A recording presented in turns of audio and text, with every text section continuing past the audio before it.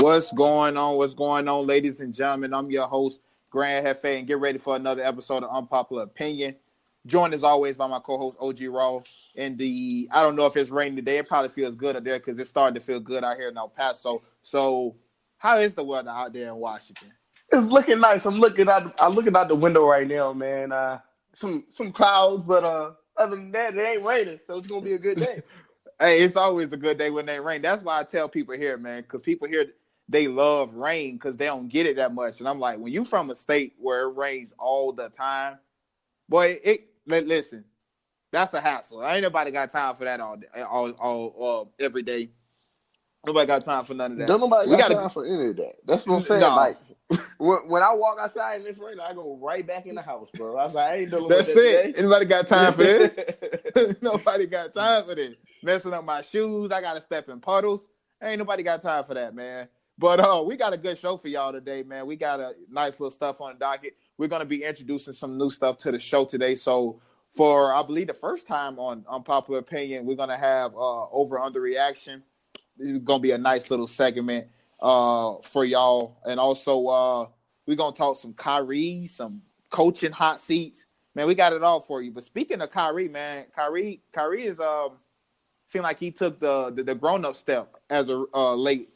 We're going to play a video, and then after that, we're going to give you our reactions on it. I had to call Bron, and tell him, I apologize for being that young player that wanted to everything at his fingertips, and I wanted everything to be at, my threshold. I wanted to be the guy that led us to championship. I wanted to be the leader. I wanted to be all that, and the responsibility of being the best player in the world and leading a team is something that's not meant for many people. And Bron was one of those guys that came to Cleveland and tried to really show us what it's like to win a championship, and it was hard for him. And sometimes getting the most out of the group, it's not the easiest thing in the world. And like I said, only few are meant for it or chosen for it. And I feel like the best person to call was him because he's been in this situation. He's been there with me where I've been the young guy of being a 22-year-old kid and wanting everything. He wanted everything right now. It was a big. You heard Kyrie. Big bold words from Kyrie. Grown up words from Kyrie. What's your take on that? Man, I loved it, man. From what I see for this, Kyrie Irving has been forced to grow up, man. He is now the veteran of a young Boston Celtics team, and now he gets it. He gets it. What it's like being a leader. It's not easy, man, or being that veteran voice in that locker room. It's not easy, especially when you got a bunch of young guys, that have a lot of skill and think, hey, we should be able to beat whatever just by doing what we do. And getting young players to understand that championships aren't given to you. They are earned, Unless you're Golden State, then they're given to you. But that's a topic for another day. But Kyrie calling, LeBron to apologize, after his young team struggled against a team like Orlando. It's everything a sports fan has been waiting for. And I say this because that LeBron and Kyrie breakup, it came out of nowhere. I was expecting nobody expected expected that. Nobody expected that. Back. You heard nothing. You heard nothing about it. And I've always been with LeBron no matter where he went. And when Kyrie left, I was like, what happened?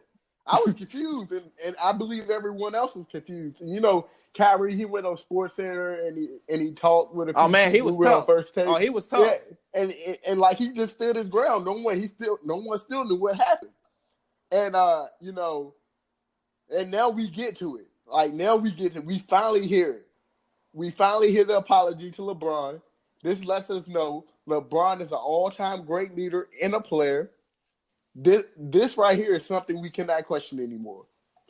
And it wasn't LeBron being a diva that got Kyrie out of there. It was LeBron expecting the most from his teammates. They got Kyrie feeling some type of way. And now Kyrie feels that. He understands that.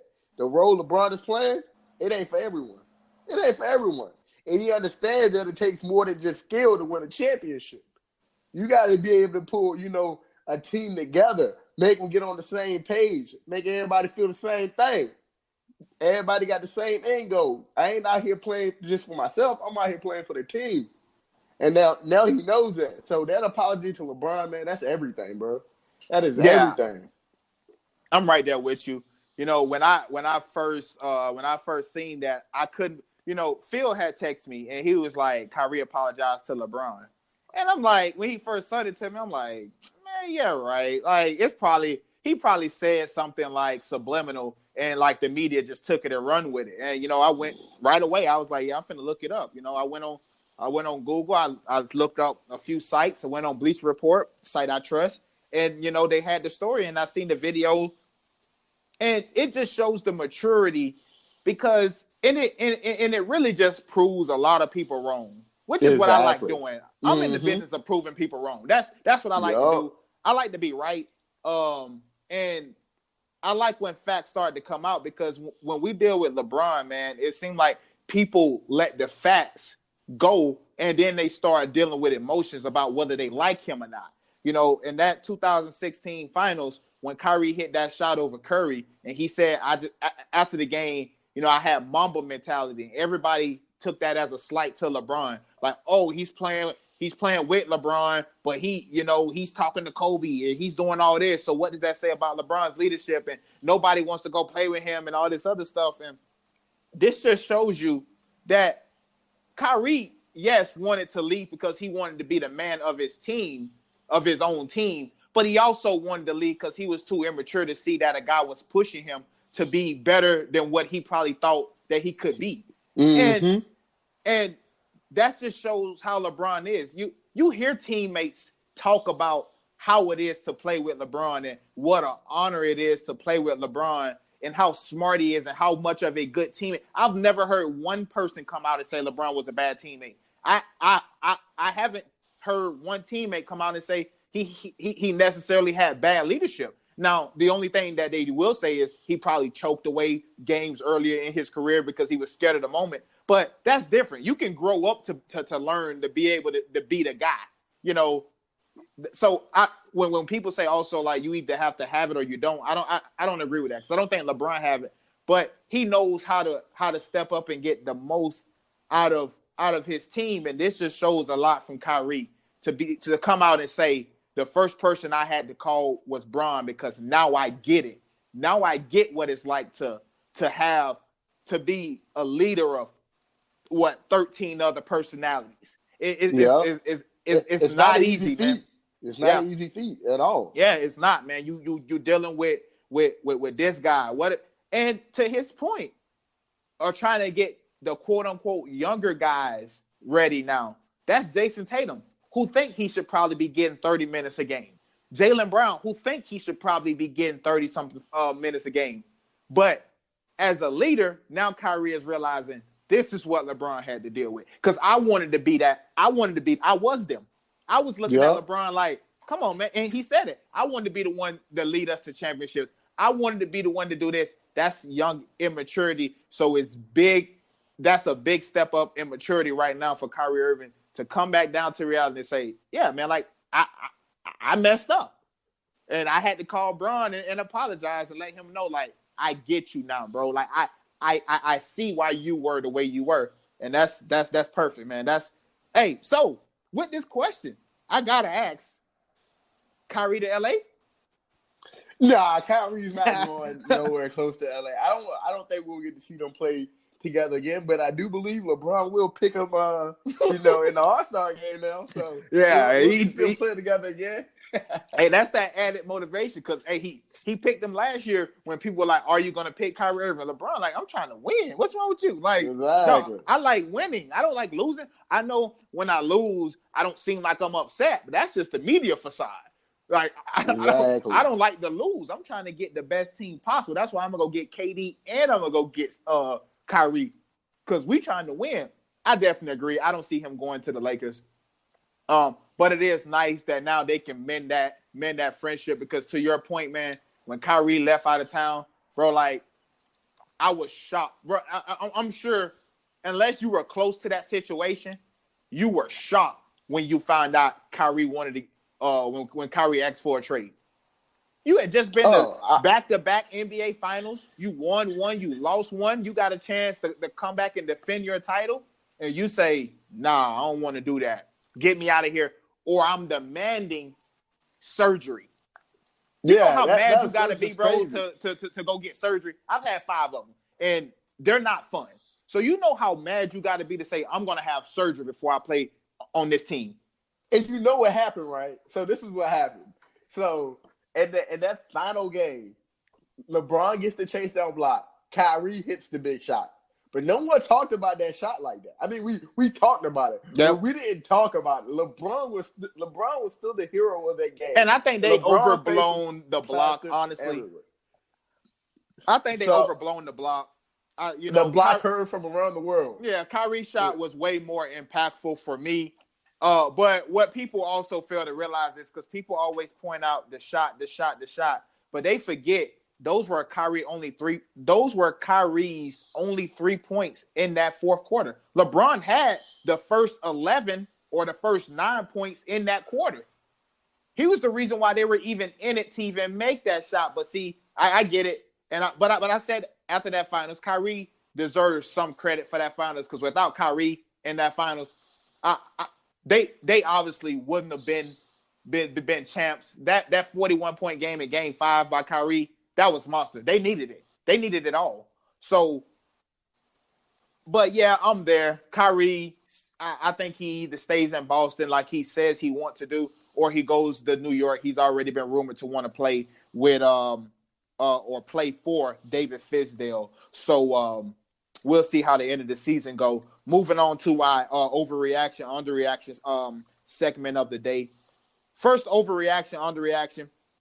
You know, overreaction, underreaction. You can get your reasoning for it. Antonio Brown will be a Steeler in 2019. Overreaction or underreaction? Underreaction. I'm saying underreaction because he won't be there. He will not be there. And I say this because the drama that has happened up there with the Steelers, I believe Antonio Brown has burned all his bridges in the Steel City, bro. Like, when I look at everything that has happened, the fighting, the showing up to the game in the fur coat. Hey, in the mink, though, bro. In the mink, though. Like, not even, he didn't even have a jersey on. He just showed up in the mink. They ain't seen this man all week, and he just show up before the game like, what's up? Y'all straight? Yeah. And now I just believe, that organization is just trying to get some trade value for him. They just trying to get something for him. We know AB's not going to be there, so I'm not going to overreact. I believe him and that organization, they're on 2 different pages right now. And you seen what he just said the other day, right? About Bruce Arians, when Bruce Arians asked about Antonio Brown. Yeah, he said he's a diva. Yeah, but did you see Antonio Brown's response yesterday? No, I didn't see his response yesterday. Well, I have it up. Yesterday, he tweeted out, he didn't draft me. He drafted and he added Emmanuel Sanders. Same guy who missed rehab to go on networks to talk about me on situations he has zero clue. Arians now wear Kango hats and glasses, but I'm a diva. Done seen it all. Didn't say we friends. Stop lying. Oh, see? And that's what I was getting to. And there were reports of him being a diva, and no one wanted no one wants to play with a diva. Because football is a team sport. Because that's a negative connotation when we in football or in sports, period, when somebody say you're a diva. Team sport. If someone says you're a diva, nobody want to play with no diva. And Antonio Brown and what everyone is seeing him as now is selfish and disruptive. And I believe, like, if he stayed with the Steelers, it would be all bad. I think he just needs a fresh start because he still has great talent. He still has some youth. Go somewhere else. Prove that Steeler organization. Just prove them wrong. Prove to them that they were the problem. And just leave everything else in the past, man. As long as you go out there and play good for your next team, no one will remember this moment, Antonio Brown. No one. Yeah, I don't think he'll be a Steeler in 2019 as well. There's too much stuff that's already happened. When the owner of the team comes out and say it's hard to envision you being on the roster for camp, and then Antonio Brown responds to that by putting up a picture of him and Art Rooney shaking hands, saying good business, that already lets you know the writing is on the wall. They're just trying to find a team that's going to be willing to take on his salary. because he's obviously owed a lot of money. So I too do not think Antonio Brown will be a Pittsburgh Steeler next season. Moving on to second overreaction. Patrick Mahomes will have 3+ passing touchdowns on Sunday. Underreaction again, only because we know what Patrick Mahomes do. We know what he has to do in order to beat this Patriots team. And right now, I really want to believe that he can beat this Patriots team. And to beat them, he will have to throw more than 3 touchdowns. And we know he's been doing this all year. He's a touchdown thrower. He's a playmaker. This is what Pat Mahomes does. So for, there be anything other than 3+ touchdowns, I don't expect nothing less than that. So go out there, get it, Pat Mahomes. This is what you do. Yeah, I'm right there with you. I think he's going to have to play big time. I don't think that you're going to be able to do to the New England Patriots what you did to the Indianapolis Colts, and that's win a game without Patrick Mahomes throwing the passing touchdowns. I think that magic number has to be 3. I think you have to have at least 3 passing touchdowns, because then you want to mix in at least 1 or 2 more passing, 1 or 2 more rushing touchdowns in there, along with some field goals. Because let's be honest, I don't even think that 31 points is going to beat New England. Yeah, they showed against a good Chargers defense that they can go in there and put up points and score at will. This Chiefs defense is not that good. So I think at least he's going to have to throw three passing touchdowns. So I'm with you on that. I think that's definitely an underreaction. Moving along, Kyler Murray.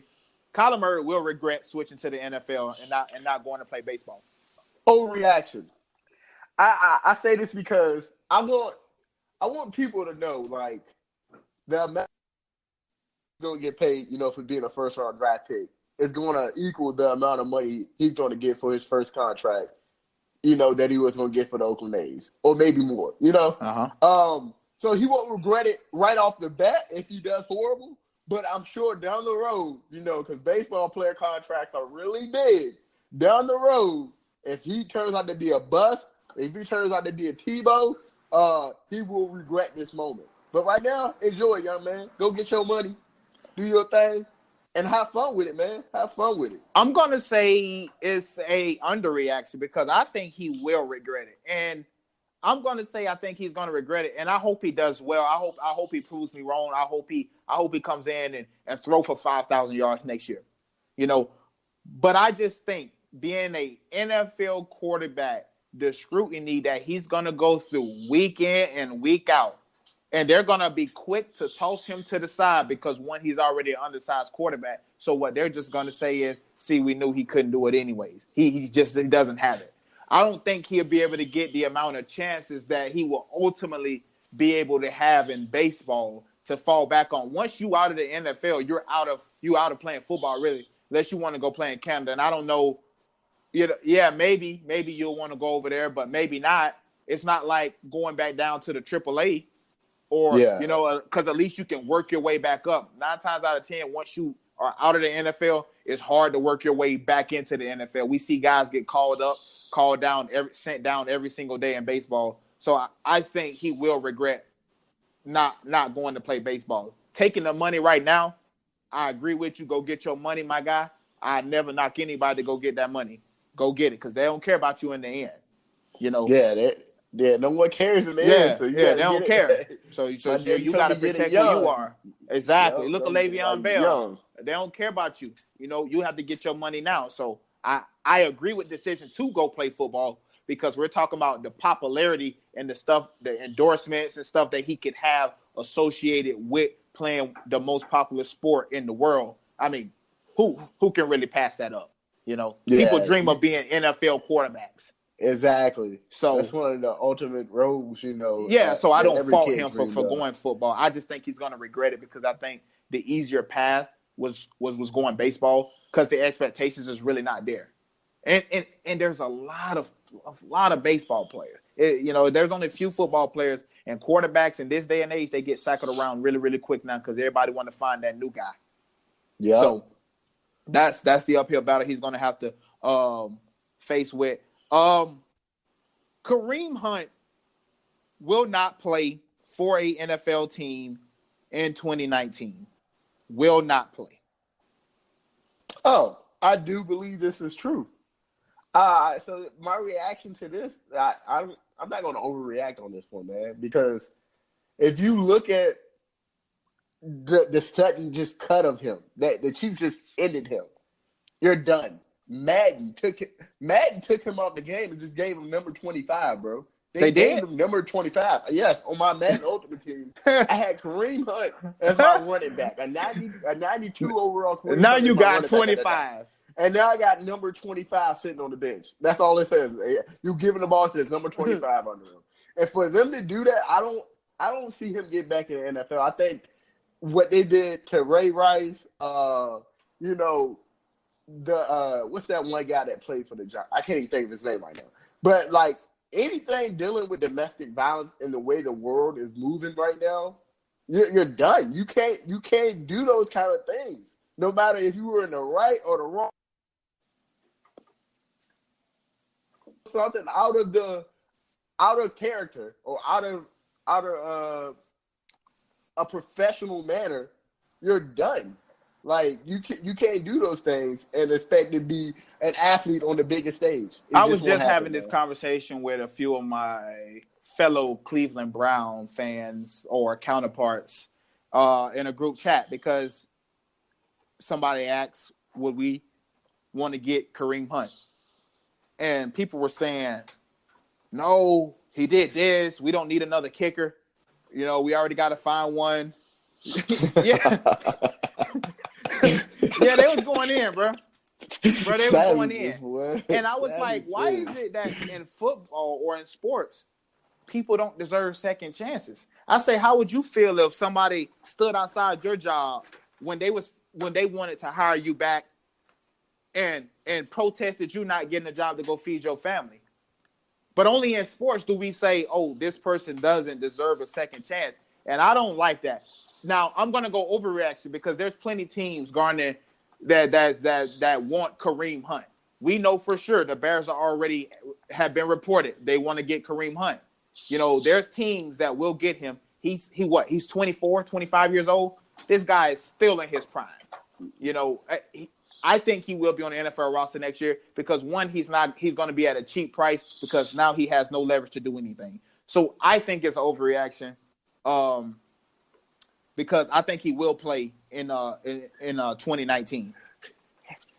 Hey, so I got a question. Did this case go to court or anything? It honestly got dismissed. The NFL in Kansas City already knew about what happened. The problem is now once TMZ got a hold of it, and now the media, the public perception gets out there. Now you got to release him, and now you got to act.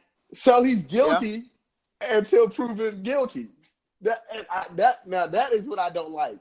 If there is no, legal case or, any consequences come along with his actions, on the civilian side of apparently things. This has been happening. This had been happening like way, if I'm not mistaken, it happened before the season started, or during the early parts of the season where everybody had already knew about it. It just hadn't got out to the public yet. So, you know how it is. It's sports, and that's how it goes. Once TMZ get it, and now you start to think about what could happen. The Ray Rice situation, they only suspended him 2 games originally, remember? And then once the video came out, then they tried to go back and resuspend him for the same thing that they suspended him for, as if to say a man hitting a woman wasn't bad enough. We gotta see. But I like what the Chiefs did. What happened? I like what the Chiefs did, though. They're smart because they can go back and get them now. Yeah, that's smart. That is smart, and not only because the Chiefs were having a great season up until that point, right? Everyone wrote them off. Everyone wrote them off once Kareem Hunt got released. They ain't be able to do anything now. They ain't got a running back. But what they did is they basically saved and preserved, their organization's name, their reputation. They had to at that point after they was already snaked. Yeah, because they already knew about this. Now look reports. Look at the position they're in right now. They're in a position to get to the Super Bowl right now. So I think this was a smart move, only just so you wouldn't have that negativity for the Chiefs, surrounding your locker room. Yeah, because we've all and done the stuff team, like, man, team I'm gonna move. see if I can get away with it. You know, even as kids, like, man, I'm Yeah, gonna see if they ain't catch me, I'm just gonna not even say anything. And that's what the Chiefs was doing. As long as nobody knows, or we just gonna keep them on the roster. And the moment that somebody find out, we're gonna act like we didn't know, and we're gonna, cut bait. That way it saves us, but we're also helping Kareem Hunt. And Kareem Hunt now understands, like, because I'm sure they told him, you can stay on the roster now. But once it's come out, that's you. Once people start talking about the Chiefs, it's time to cut bait. Soon as the reports came out from TMZ, like an hour later, he was on the commissioner's exempt list, and then like 30 minutes after that, the Chiefs had cut him. Yep. See you later. Holla at you. Appreciate your services. He already knew what was coming. But moving on to another overreaction, underreaction is, will Nick Foles be the starting quarterback, or not will? Nick Foles will be the starting quarterback for the Philadelphia Eagles. And before you respond there with your overreaction, underreaction, I'm just going to play a little clip by Doug Peterson on what he said about that. All right, let it ride. Going forward. And in Nick's case, listen, we would love to have everybody back throughout the roster. But as I've said many, many times, it's not about one guy. It's about the team, and we're going to do what's best for the team. Yes, Carson is the quarterback going forward. He said Carson is the quarterback going forward. So I ask you again, Nick Foles will be the starting quarterback of the Philadelphia Eagles 2019. Is this lip service or You get an overreaction from me. The Eagles are selfish. They're selfish. They're selfish because not only has Nick Foles done everything for your organization, Carson Wentz to me has done nothing. He's won a couple regular season games. Okay, cool. But Nick Foles is the one that got you a Super Bowl. And what they're doing, they're giving you lip service to keep Nick Foles on the roster because they know Nick Foles is that dude when it comes to the playoffs. I guarantee you, by this time next year, Carson Wentz will be on the bench looking at Nick Foles play. And they're trying to keep Nick Foles around because they know people want Nick Foles. You heard what he said. We honestly want everyone back. That's the ultimate goal. We just try to get everybody back. No, Nick Foles, do not fall for the trap. Go get you some real money, some real quarterback money. You deserve to be paid. You are a Super Bowl champion. Go get your money. Don't let Doug Peterson and that Eagles organization get you in a position where you got to be stuck with that team for another year playing back into someone that you're better than. You're better than Carson Wentz. Yeah, I'm right there, man. I think it's an overreaction as well. I think if I'm Nick Foles, I'm trying to catch the first plane up out of town because there's no way that I'm going to waste some of my good years sitting on the bench behind a guy that Nick Foles probably believes that he's better than. I honestly think that Nick Foles probably think, look at what I done. You don't think that his team is telling him that? Because if I'm in his corner, I'm like, look what you done did. 2 years in a row. You pushed them to the playoffs. Obviously, last year, they already kind of had it on lock. But look what you did in the Super Bowl. And you went against the great Bill Belichick and Tom Brady and outdoored them. And then you come back this year needing to win every single game in order to get in the playoffs. And you did that. And he did it. And you go to Chicago. And you beat them in Chicago. And you come back and go play New Orleans in a game that you probably should have won again had Alshon Jeffrey caught the pass. Just catch the ball. So if I'm Nick Foles, I'm trying to get up out of town. I'm not trying to stay behind no Carson Wentz. I'm not trying to stay here. Philly fans, because he's always going to be appreciated in Philly. He probably never have to buy anything else in Philly for the rest of his life. Oh, yeah, that's for sure. Yeah, he never. So with the fans, they'll understand why he's leaving. Nobody's finna sit behind Carson Wentz, and then you go to me whenever you need me. Whenever Carson get hurt, I'm not for that. We ain't finna play that. No, we ain't gonna play them games like that. Yeah, we ain't gonna play them games like that. Moving on to the final overreaction, underreaction. Jalen Hurts transferred from Alabama. He's now playing at the University of Oklahoma. This would be 3 straight transfer quarterbacks.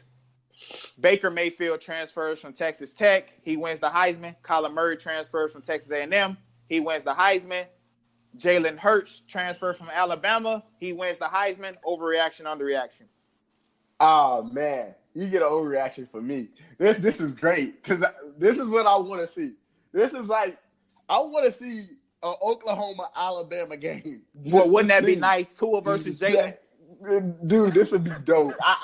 I really want to see this, and hopefully the NCAA guys, they make it happen. Just make it happen for us, because this is gonna be amazing. And you got Coach Saban on the other side, and two of his quarterbacks, because those are his guys. Yeah, Jalen was grew up in 26-2 as a starter.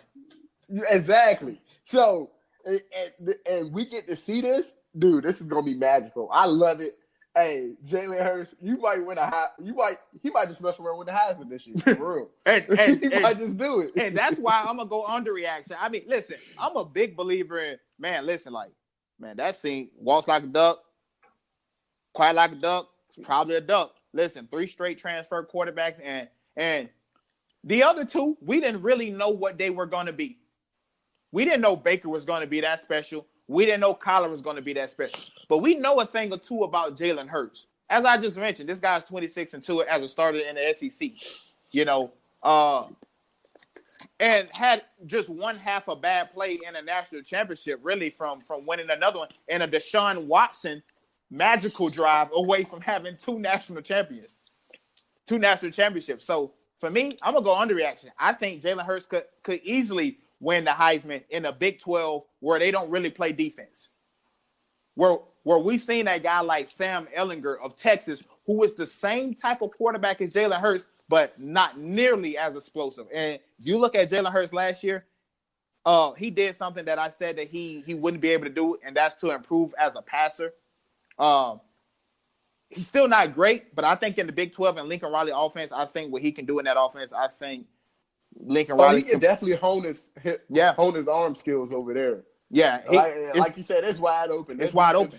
It's his job. Defense over there. Yeah, and it's his job. And the Big 12 don't play defense. Jalen Hurts is going to have a field day in that Big 12. It's going to be easy to put up touchdowns because he's also a dual threat. So you're taking into account like Lamar Jackson, like Kyler Murray, rushing stats and passing stats. I do believe Oklahoma will be among the 4. The only way they play, because I think Clemson starts out number 1, as they should. I think they end as number 1. I don't think anybody in the ACC is beating them all year long. Alabama is going to be number 2. I don't think anybody will beat them all year long. And then I think Oklahoma is going to slide into that number 3 spot because I don't trust any of the other teams they got at there. LSU, Florida, Michigan. Harbaugh always lose the big one. So for me, I think if they can stay right there at that 2 and 3, they're going to obviously play each other because 1 and 4 play and 2 and 3 play. So I'm happy, man. Kyler versus Tua, man, let's get it. Yeah, let's get it. I want to see that. I need to see that. Moving on to our that final. Is something to see. Moving on to our final topic of the day. You can just give me one name or how many ever names you think is possibly on the hot seat, but just give me some coaches or coach that's on the hot seat going into 2019.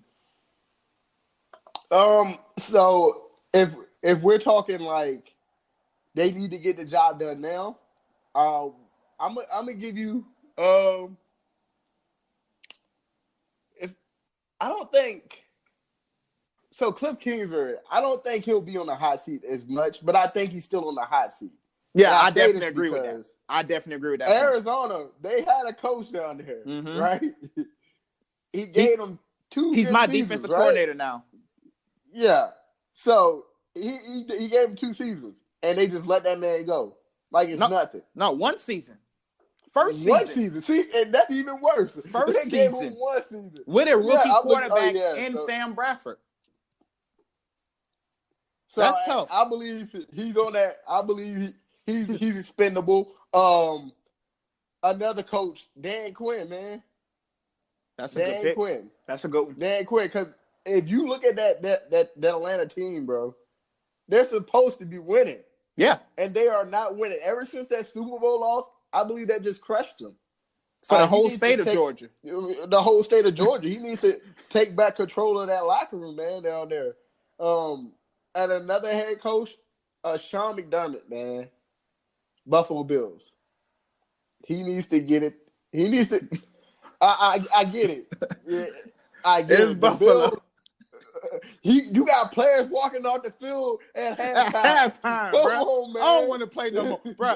I don't even want to stand on the sideline for $30,000 just to sit here. I don't even want to stand on the sideline. I quit, bro. I quit. So that didn't mean the problem. Sean McDermott he got a real problem up there. So, and those are the coaches I believe that are really on the hot seat this year. I'm gonna go with my first coach out of the NFC East. I think Jay Gruden is on the hot seat. You know, I think people gave you a pass. Yeah, I think people gave you a pass this year because you did have the division lead before injuries started taking over, and then it just went away. So I think they're giving him another chance at this because, to be honest, last year was kind of unfair. I got a 3-game lead over everybody. Then my quarterback go down, and my running back started to go down, and my tight end started going down. And then I almost lose all of my offensive linemen. I'm on my 4th-string quarterback by the end of the year. And get this, they still almost had a chance up until week 16 to even try to make a clinch for a playoff berth. It would have been them instead of the Eagles playing for that win or we end last week of the season. So I think Jay Gruden I think he's on the hot seat this upcoming year. Another coach, Bill O'Brien, Houston Texans. You got to win in the playoffs. Yeah, you got to win in the playoffs. You got to win in the playoffs. Go ahead. But Bill O'Brien, I mean, if you look at the injuries, the team, I believe he only had one big name receiver down there. That was DeAndre Hopkins. You know, Will Fuller went down. And Demaryius Thomas went down after they got him.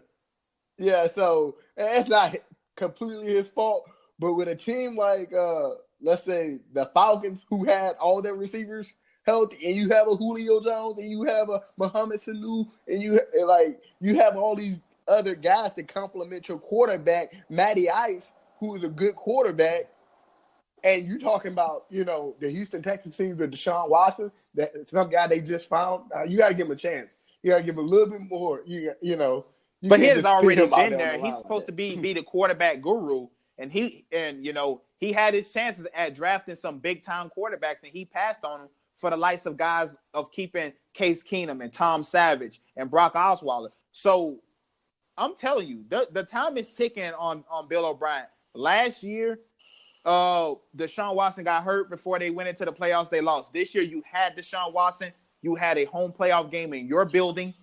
And you laid an egg, completely laid an egg for a guy that's supposed to be an offensive guru.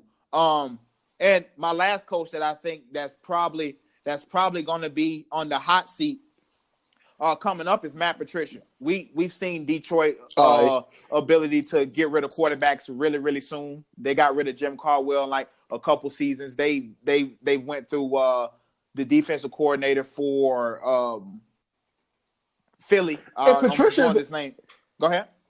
Matt Patricia, isn't he a spawn of Bill Belichick coaching system? Yeah, he was a defensive coordinator last year before he took that job. Yeah. So I think he's probably going to get an extra year because he got rid of some pieces. He traded some pieces away, so you can sell to ownership the illusion of rebuilding. But I think you're going to have to win there in that division. Because they're not trying to come in 4th place every single year. You're going to have to produce. And I think Matt Patricia could be on the hot seat going forward if he have another bad season. I'm going to give you one more coach. One more coach. Mike Tomlin. Yeah. Agreed. I'm going to give you Mike Tomlin. Agreed. Because if they lose Antonio Brown and they have a horrible season. Le'Veon Bell. Dude, if they have a horrible season, if there's any drama surrounding Juju Smith, Tomlin's out of there, man. He's got to go. Yeah, I don't know. I won't say he's not a leader of men, but I just think maybe now it's time for a new voice to get in there.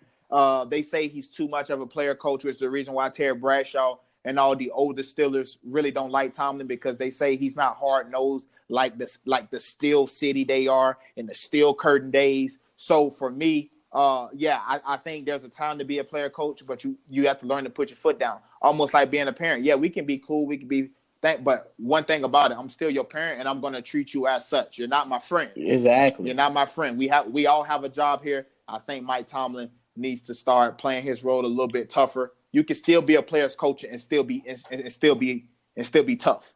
You know. And it's funny because whoever the Dolphins hire, they will be on the hot seat as well. because they still ain't got a head coach. That is.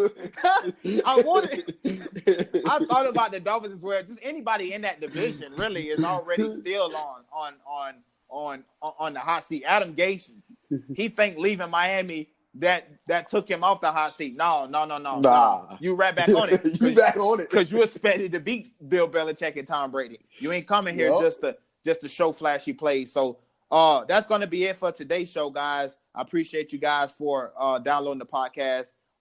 Continue to download the podcast and listen. We appreciate all the love and support. You guys are phenomenal, man. Bro, you wanna take us out of here? Oh yeah, we really do appreciate it. Make sure you guys listen, share it. Again, it's all love. You guys have a blessed day. Take it easy. I'm OG Raw signing out. And we out.